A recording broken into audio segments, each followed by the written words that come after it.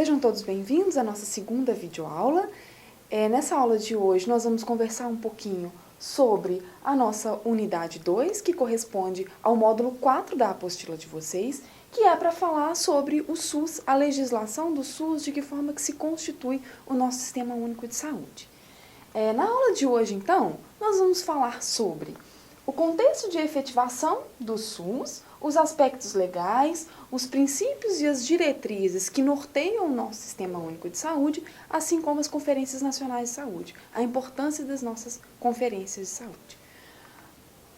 Para início de conversa, é importante a gente entender que o nosso Sistema Único de Saúde faz parte da nossa seguridade social no país, né? A forma como a seguridade social é organizada. O nosso sistema de seguridade social ele é organizado em 3 eixos principais, sendo o eixo da saúde, que corresponde ao Ministério da Saúde, às nossas legislações sobre o SUS, o eixo da Previdência Social, que fica a cargo do Ministério da Previdência, né? Mais especificamente a cargo das questões vinculadas ao INSS, e o eixo da Assistência Social, que é vinculado ao Ministério do Desenvolvimento Social e Combate à Fome. Mais especificamente, na nossa disciplina, nós vamos tratar do eixo de saúde correspondente ao Sistema Único de Saúde, né, vinculado ao Ministério da Saúde e todos os outros programas e ações desenvolvidas e propostas por esse Ministério. O conceito de saúde, os nossos princípios norteadores do SUS, eles trouxeram avanços importantes para a nossa concepção de saúde, para os nossos nortes de saúde, né? Tivemos mudanças significativas com relação ao que nós vimos na aula anterior, né, aos históricos do processo de saúde no país, aos avanços das nossas políticas públicas. Então, algumas mudanças ocorreram em decorrência dessa nova estrutura de organização do nosso Sistema Único de Saúde. Tivemos um conceito ampliado de saúde, uma nova proposta de saúde, como que se compreende saúde. Falamos disso na aula anterior, né, que é sair da compreensão de saúde fundamentada na ausência de doença e pensar a saúde como um estado de bem-estar, né, a saúde envolvendo todos os outros aspectos do sujeito, da vida do sujeito.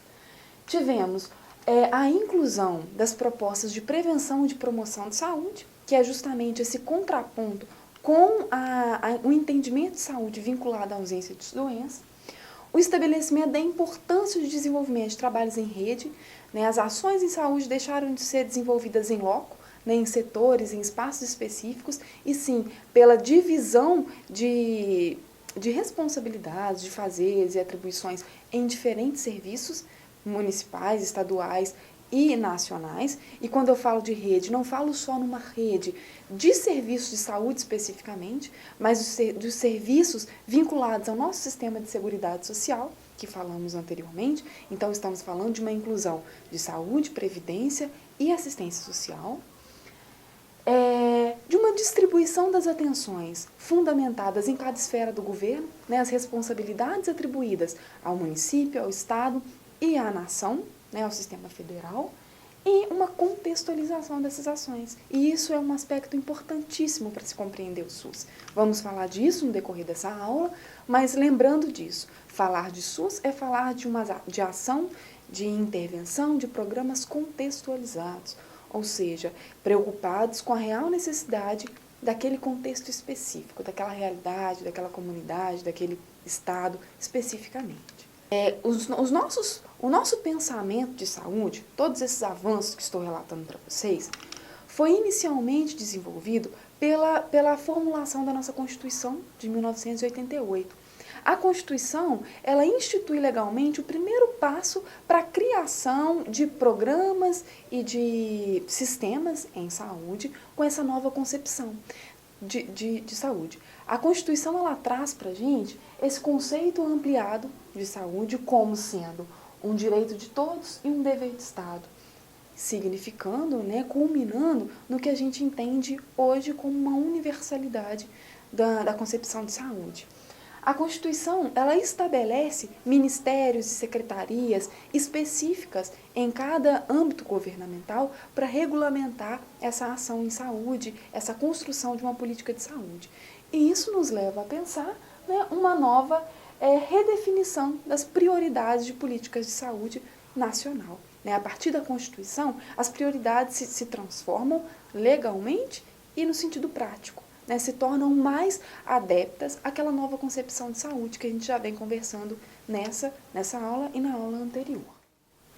Então, como nós observamos, a Constituição de 1988, ela nos traz todos esses avanços no que se refere à compreensão de saúde e dá o pontapé inicial para que políticas mais específicas, propostas legais mais específicas, fossem construídas.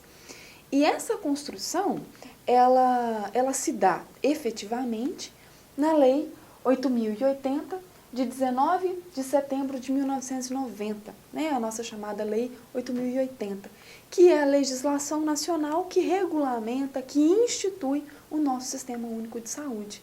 Né, como nós vimos na aula anterior, essa lei ela foi formulada com base em participação popular, em congressos, em conferências de saúde e culminou num documento único onde está formalizado e formatado todos esses nortes políticos, estratégicos e práticos que nos orientam com relação à saúde. Então, essa legislação é uma legislação muito importante, né? Aconselho e oriento a vocês que procurem a legislação na íntegra para que vocês possam compreender os parágrafos, as especificações dessa legislação, porque isso será um documento extremamente útil para a vida profissional de vocês. Então, a Lei 8.080, de 1990, ela nos ampara no que se refere a todas as nossas estratégias de saúde no país atualmente. Do ponto de vista geral, do que se trata essa legislação? Quais são os amparos legais presentes na Lei 8.080? Nós temos a descrição das competências e atribuições do governo, e aí quando eu falo governo, estou dizendo os 3 eixos governamentais, federal, municipal e estadual. Então, a Lei 8.080 nos direciona no que se refere a essas especificações, né, e nos esclarece que é de responsabilidade das 3 esferas a promoção e o desenvolvimento das diretrizes, dos princípios e programas do SUS. Nos orienta quanto à política de recursos humanos, recursos financeiros, ressalta a importância da participação comunitária no que se refere à formulação legal e formulação prática de SUS. Nos esclarece sobre a participação do setor privado nas iniciativas públicas de saúde, né, em que lugar esse setor privado se encontra, né, e mais especificamente, sendo uma participação complementar aos serviços oferecidos pelo SUS. O que significa isso, né?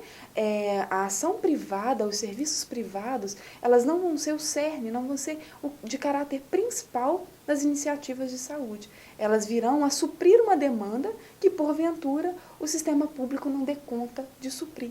Então, elas vão ser contratadas, vão ter essa participação, mas dentro de ações muito pontuais, ações bem específicas, né, que não houve condição de ser atendida pelo SUS.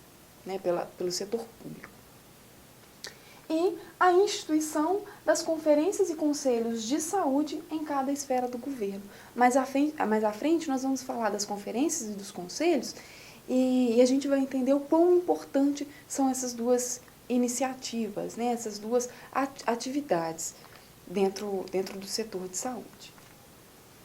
O nosso SUS, né, o nosso Sistema Único de Saúde, ele é constituído por algumas diretrizes e princípios importantes. O que são essas diretrizes e princípios? São nortes, são direcionamentos que fundamentam todas as nossas ações de SUS. Então, quando se pensa um programa, quando se pensa uma campanha, isso deve estar norteado nos nossos princípios e nas nossas diretrizes. Quais são?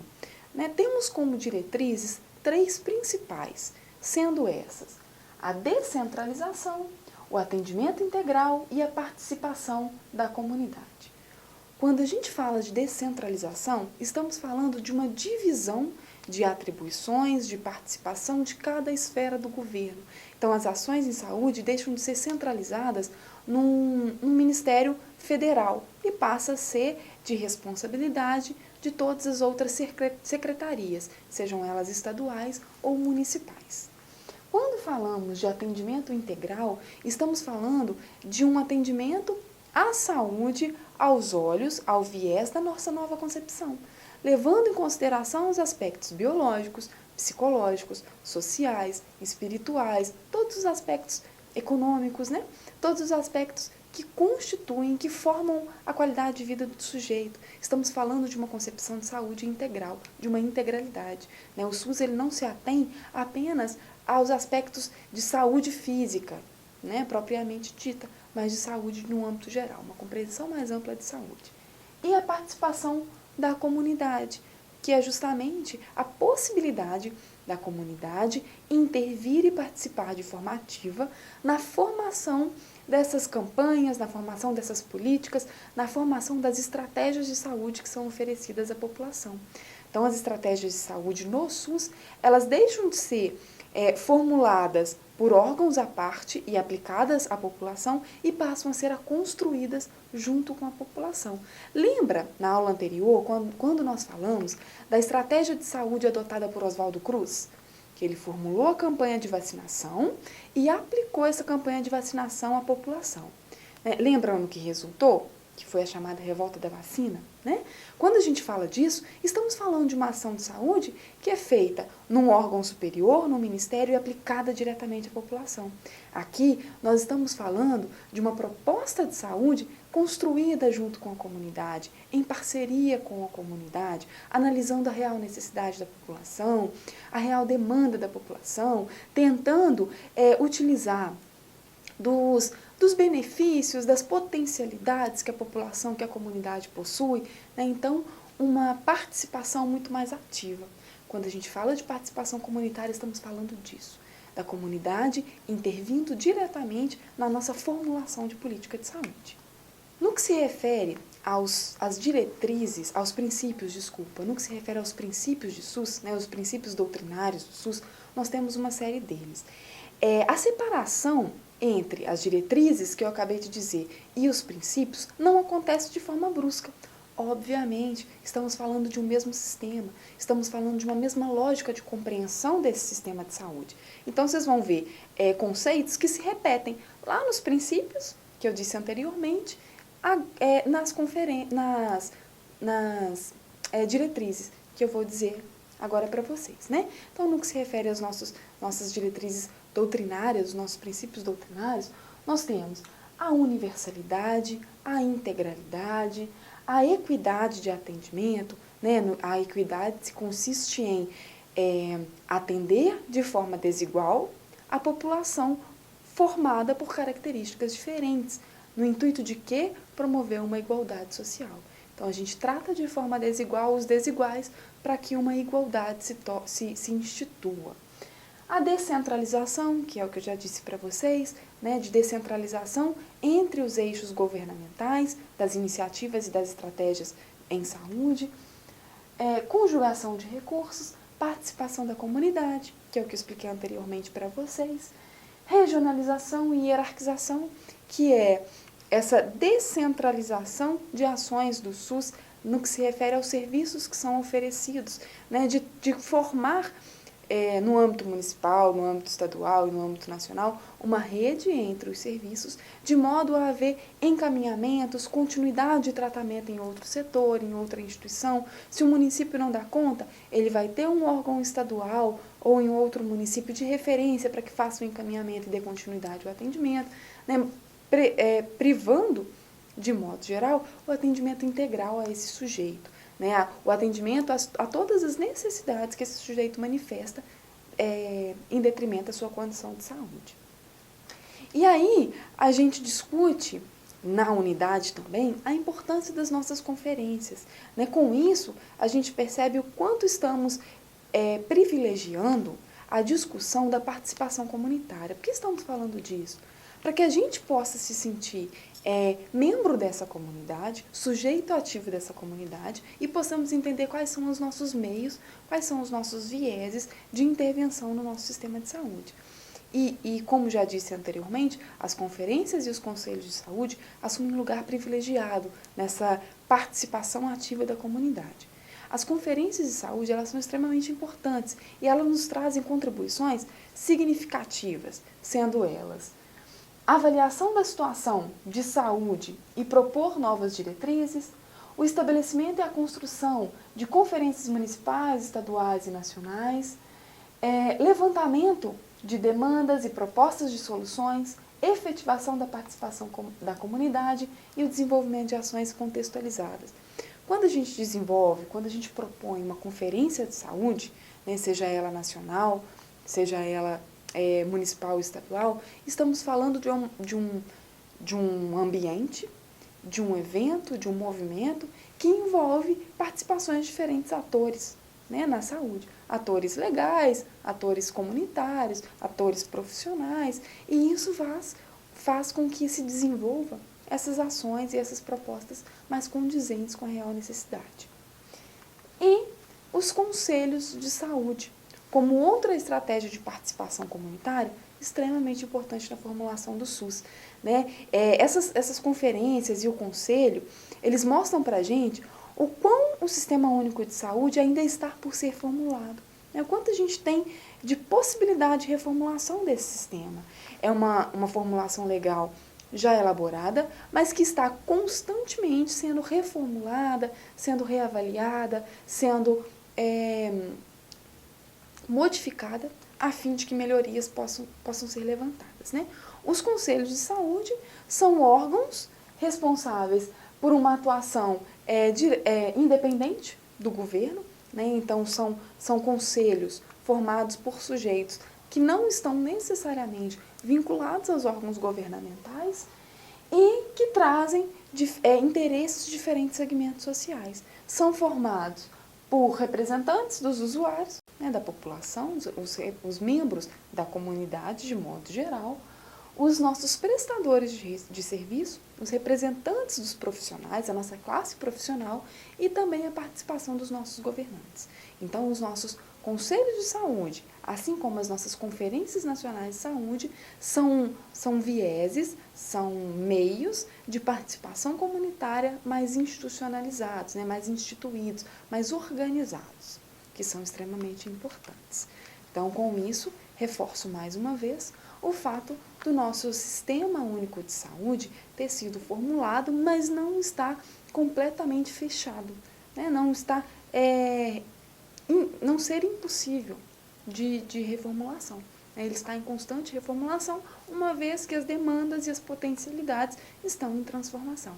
Então, as nossas vieses de propostas de mudanças, muitas das vezes são estruturadas pelas conferências e pelos conselhos de saúde. Então, na aula de hoje, nós conhecemos um pouquinho mais das nossas características do Sistema Único de Saúde, os princípios norteadores, a concepção de saúde proposta pelo SUS e a forma de execução dessas estratégias de saúde e os aspectos legais, que é, sobretudo, fundamentado pela Constituição de 1988, que amplia essa concepção de saúde, e a nossa Lei 8.080, que formaliza, que constitui, né, que institucionaliza a legislação do SUS, a legislação do Sistema Único de Saúde. Tenham todos bons estudos, nos encontramos na próxima unidade.